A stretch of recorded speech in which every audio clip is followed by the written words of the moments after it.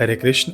बहुत सारे लोग अभी भी कंफ्यूज हैं कि हमको घर में शिवलिंग रखना चाहिए कि नहीं रखना चाहिए, और रखना चाहिए तो कौन सा रखना चाहिए। आप इस पूरे वीडियो को देख लेना, आपकी शंकाओं का समाधान हो जाएगा। शुरुआत करते हैं कि घर में शिवलिंग रखना चाहिए या नहीं। तो शास्त्र कहते हैं कि बिल्कुल शिवलिंग रखना चाहिए। आचार प्रकाश के आचार्येंदु में इसका वर्णन आता है कि गृहे लिंगे द्वयम न अर्चयम, अर्थात घर में दो शिवलिंग नहीं रखना चाहिए। तो इससे भी पुष्ट होता है कि घर में शिवलिंग रखना चाहिए, लेकिन एक ही रखना चाहिए। और भी बातें आएंगी शिव पुराण और लिंग पुराण से आगे, इसी वीडियो में मैं आपको बताऊंगा। हम लोग अब आगे बढ़ते हैं। सबसे बड़ा संशय सभी को है कि कौन सा शिवलिंग रखें हम जिससे हमको खूब लाभ हो, खूब फायदा हो। तो आइए सबसे पहले हम लोग जानते हैं लिंग पुराण से कि कौन से देवता ने किस प्रकार के शिवलिंग का पूजन किया था। हमको संशय होता है ना कि इसका हम पूजन करें कि पित्तल का पूजन करें, कि मरकुरी का शिवलिंग का पूजन करें, कि स्फटिक के शिवलिंग का पूजन करें, कि बाणलिंग का पूजन करें, कि काले पत्थर का पूजन करें। तो ये शायद आपकी शंका इस माध्यम से समाधान को प्राप्त होगी।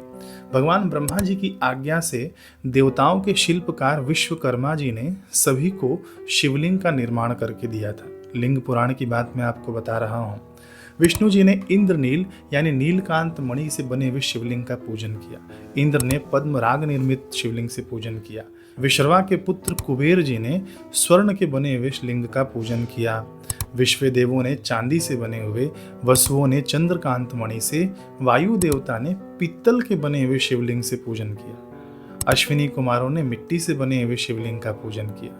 राजा वरुण ने स्फटिक से बने हुए लिंग का पूजन किया। आदित्यों ने तांबे के लिंग से, बुद्धिमान सोमराट ने मोती के शिवलिंग से, और अनंत और महानाग जो हो गए ना, जो नागलोक में जो नाग हो गए, उन लोगों ने प्रवाल निर्मित शिवलिंग का पूजन किया। दैत्यों और राक्षसों ने लोहे का शिवलिंग से पूजन किया। इन सबको शिवलिंग बनाकर दिया कि इसने देवताओं के शिल्पकार ने।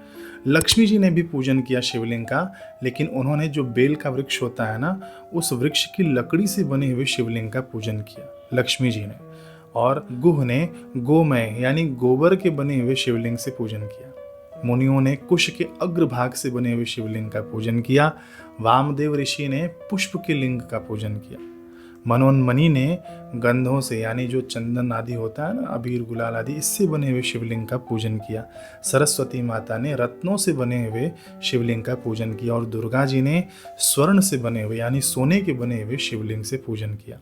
उग्रों ने आटे के बने हुए लिंग से पूजन किया। सभी मंत्रों ने घी से बने हुए, सभी वेदों ने दही से बने हुए, और पिशाचों ने शीश निर्मित शिवलिंग का पूजन किया। और सभी को लाभ हुआ, सभी को उच्च पद की प्राप्ति हुई। बस भावना होनी चाहिए कि हमको शिव पूजन करना है। तो इतने प्रकार के शिवलिंग के पूजन का शास्त्रों में वर्णन आता है। लेकिन मुझे अभी भी पता है आपकी शंकाओं का समाधान नहीं हुआ होगा कि हम अपने घर में कौन सा शिवलिंग रखें ताकि हमको सबसे उत्तम लाभ मिले। तो इसका उत्तर देखिए, मैं एक तो नहीं दे सकता, ये आपको डिसाइड करना होगा कि आपको किस प्रकार का शिवलिंग रखना है। अब हम लोग फायदे भी जान लेते हैं कि किस लिंग पर पूजन करने से कौन सा लाभ होता है। तो प्रथम प्रकार का लिंग जो हमारे शास्त्रों में वर्णन है लिंग पुराण में, पाषाण निर्मित लिंग होता है। ये जो बाण लिंग है, अथवा तो हम लोग काले पत्थर का जो लिंग देखते हैं ना, जो पत्थर से बना हुआ, उसको पाषाण लिंग कहते हैं। दूसरे प्रकार का लिंग होता है रत्न निर्मित। रत्नों में क्या आ जाता है कि स्फटिक आ जाता है, हीरा है, मोती है, और भी पन्ने आदि से बने हुए लिंग को रत्न निर्मित लिंग कहते हैं। तीसरे प्रकार का लिंग है धातु निर्मित। धातु में देखिए पित्तल आ जाता है, लोहा आ जाता है, उसके बाद अपना जो मरकरी, जो पारे का जो शिवलिंग है, वह भी धातु में ही आता है। चौथे प्रकार का लिंग है लकड़ी से बना हुआ।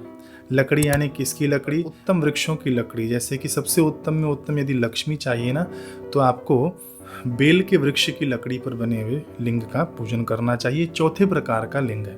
पांचवें प्रकार का लिंग है मिट्टी से बना हुआ, जिसको हम लोग पार्थिव लिंग भी कहते हैं। और छठे प्रकार का लिंग जो हमारे शास्त्रों में वर्णित है, वह रंगवल्ली निर्मित यानी रंगोली से बने हुए शिवलिंग पर भी आप पूजन कर सकते हैं। देखिए, शास्त्रों में जो है मैं वही आपको बता रहा हूँ, लिंग पुराण के अनुसार अभी हम बात कर रहे हैं। अब देखिए, रत्न निर्मित लिंग आपको क्या देगा? श्री प्रदान करने वाला है। रत्न में सबसे पहले जो सबसे सुलभ है वह है स्फटिक का। स्फटिक को भी रत्नों में ही गिना जाता है। तो रत्न निर्मित लिंग आपको श्री देगा। श्री यानी क्या होता है? केवल लक्ष्मी नहीं, श्री यानी सुख, वैभव, आपका मान सम्मान, हर जगह ख्याति और लक्ष्मी, है ना, आपको धन संपदा से परिपूर्ण कर देगा। रत्नों में स्फटिक लिंग सबसे सुलभ है। इसके बाद आप हीरे मोती, आप जिससे भी बनाना चाहें उससे आप शिवलिंग का निर्माण कर सकते हैं। दूसरा आता है पाषाण निर्मित शिवलिंग। पाषाण निर्मित शिवलिंग से समस्त सिद्धियों की प्राप्ति होती है। पाषाण निर्मित में जैसे कि हम लोग देखें ना, पूरा पत्थर का जो शिवलिंग होता है, इससे समस्त सिद्धियों की प्राप्ति होती है। पाषाण निर्मित शिवलिंग में भी जो स्वयं निर्मित होता है ना, वो होता है नर्मदेश्वर शिवलिंग, जिसको बाणलिंग भी कहते हैं। इससे समस्त सिद्धियों की प्राप्ति की गई है। फिर धातु निर्मित लिंग। धातु निर्मित में जैसे पारे का शिवलिंग है, वह साक्षात धन प्रदान करने वाला है। पारे का शिवलिंग हो गया, पित्तल का शिवलिंग हो गया, लोहे का शिवलिंग हो गया, ये सब धन प्रदान करने वाले शिवलिंग हैं। अब कंफ्यूज मत होना कि हम लोगों ने स्फटिक का लिंग भी बोला कि धन प्रदान करने वाला। नहीं, स्फटिक का लिंग जो है ना, वो श्री प्रदान करने वाला है। श्री यानी सब कुछ, धन भी देगा, संपदा भी देगा, सुख वैभव भी देगा और मान सम्मान भी देगा, ख्याति भी देगा आपकी, वो जो स्फटिक का लिंग है। और जो धातु निर्मित शिवलिंग है वह केवल धन प्रदान करने वाला है। काष्ठ निर्मित लिंग भोग सिद्धि प्रदान करने वाला है। भोग सिद्धि अर्थात क्या होता है कि आपके पास सुख वैभव, गाड़ी बंगला ये सब हो जाएगा, आपके पास साधन सामग्री खूब बढ़ेगी। काष्ठ निर्मित लिंग की महिमा है। फिर जो मिट्टी से शिवलिंग बनता है ना, जो पार्थिव शिवलिंग कहते हैं, वह सभी प्रकार की सिद्धियों की प्राप्ति कराने वाला है। ठीक है ना, समझ गए आप लोग। इसमें भी पाषाण निर्मित लिंग उत्तम और धातु निर्मित लिंग मध्यम कहा गया है, और जो स्फटिक लिंग है, जो रत्न निर्मित लिंग है ना, वो न्यूट्रल कहा गया है। कभी भी उसका आप पूजन कर सकते हैं। ठीक, समझ गए। अब देखिए, पाषाण निर्मित, रत्न निर्मित, धातु निर्मित, काष्ठ निर्मित, पार्थिव अथवा क्षणिक जो भी लिंग हो, उसे भक्ति पूर्वक स्थापित करके आप यदि पूजन पाठ करते हैं तो आपको समस्त शुभ फल ही प्राप्त होगा।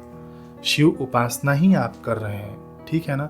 शिव पुराण के विद्वेश्वर संहिता में आता है कि मिट्टी, आटा, गाय के गोबर, फूल, कनेर पुष्प, फल, गुड़, मक्खन, भस्म अथवा तो अन्न से भी अपनी रुचि के अनुसार शिवलिंग बनाकर आप पूजन कर सकते हैं। कुछ लोग क्या करते हैं कि अंगूठे के आदि पर, यानी ये देखिए अंगूठा है ना, तो इसके दो पोर होते हैं अंगूठे के, तो ऊपरी वाले हिस्से पर शिवलिंग मानकर लोग इस पर भी पूजन करते हैं। ये भी बिल्कुल सही है शिव पुराण के अनुसार। लिंग निर्माण कहीं भी करने में किसी भी प्रकार का निषेध नहीं है, लेकिन ये ज़्यादा करके उपयोग सन्यासी जन करते हैं, क्योंकि उनके पास कुछ संग्रह करने के लिए, रखने के लिए नहीं होता ना, तो ये लोग इस पोर पर शिव जी का पूजन करते हैं। लेकिन ये कोई भी हार्ड एंड फास्ट रूल नहीं है कि केवल सन्यासी ही इस पर पूजन कर सकते हैं। आपातकालीन स्थिति में यदि आपका नियम हो कि मेरे को शिव जी की पूजन के बिना जल और अन्न ग्रहण नहीं करना हो, तो आपातकालीन स्थिति में भी आप अपने अंगूठे के ऊपरी हिस्से पर, दाहिने हाथ के ऊपरी हिस्से पर आप पूजन कर सकते हैं। यदि यह भी नहीं संभव हो, मान लीजिए, ठीक है, तो आप मन ही मन शिव जी का ध्यान अपने हृदय में करिए। अंगुष्ठ मात्रम पुरुषम ध्यायेत चिन्मयम हृदि। आपके हृदय में शिव जी का वास है। आप अपने शिव का पूजन हृदय में मन ही मन कर सकते हैं। मानस पूजन सर्वोत्तम पूजन माना गया है। आपको अब निर्णय करना है कि कौन सा शिवलिंग आपको अपने घर में रखना है। ठीक, अब आगे हम लोग बढ़ते हैं। शिव पुराण में ही आगे वर्णन है कि स्फटिक लिंग तथा बाणलिंग सब लोगों को उनकी समस्त कामनाएं प्रदान करता है। स्फटिक लिंग, ठीक है, मैंने अपने पिछले वीडियो में आपको दिखाया था, और बाणलिंग भी दिखाया था कि कैसा होता है, अभी भी आपके स्क्रीन पर दिख रहा होगा। स्फटिक लिंग और बाणलिंग सब लोगों को उनकी समस्त कामनाएं प्रदान करता है। यानी सबसे उत्तम में उत्तम यदि आप घर में रखना चाहें ना कोई भी शिवलिंग, तो मैं दो आपको रिकमेंड करूंगा, या तो बाणलिंग रखिए या तो स्फटिक लिंग रखिए। और सबसे उत्तम में उत्तम जो मेरे से आखिरी आप पूछें कि कौन सा रखें, एकदम एक बताइए, तो आप स्फटिक का लिंग रख सकते हैं। लेकिन कंफ्यूज मत होना कि बाणलिंग रखा है तो हम क्या करें।